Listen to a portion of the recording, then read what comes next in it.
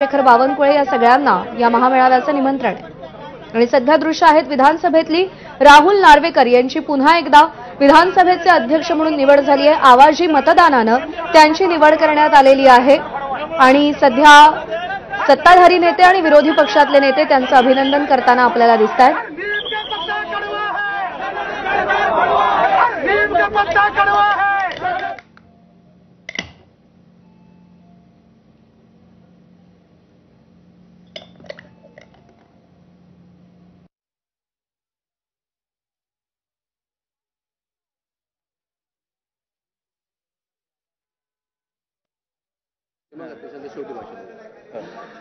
माननीय मुख्यमंत्री दोन्ही उपमुख्यमंत्री भाषण सदस्य बोलले माझं फक्त हे भाग होतं चष्मा आणि सांगतो। राहुल नार्वेकर यांची पुन्हा एकदा विधानसभेच्या अध्यक्षपदी निवड झालेली आहे।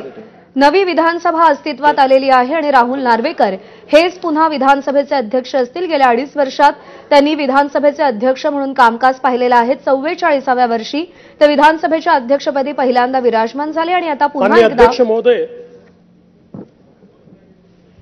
विधानसभा अध्यक्षपदी आपली म्हणजेच श्रीयुत राहुल नार्वेकर यांची पुन्हा एकदा फेरनिवड झाली त्याबद्दल मी तमाम विधानसभेच्या सदस्यांच्या वतीनं आणि महाराष्ट्राच्या 12 कोटी जनतेच्या वतीनं आपलं मनापासून अभिनंदन करतो।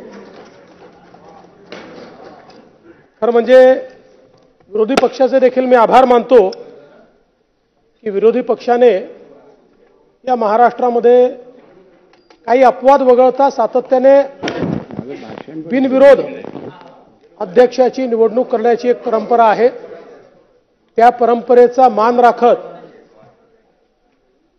आपल्या निवडीला पूर्ण समर्थन हे दिल्याबद्दल विरोधी पक्षाच्या सर्व सदस्यांचे आणि गटनेत्यांचे मी मनापासून आभार मानतो। खरं म्हणजे अध्यक्ष महोदय मी पुन्हा येईन असं म्हटलं नव्हतं, पण तरी देखील आपण परत आलात याचा मला अतिशय मनापासून आनंद आहे। आणि मला याही गोष्टीचा आनंद आहे की राज्यामध्ये एक मुख्यमंत्री 2 उपमुख्यमंत्री होते, त्यातला एक वकील होता।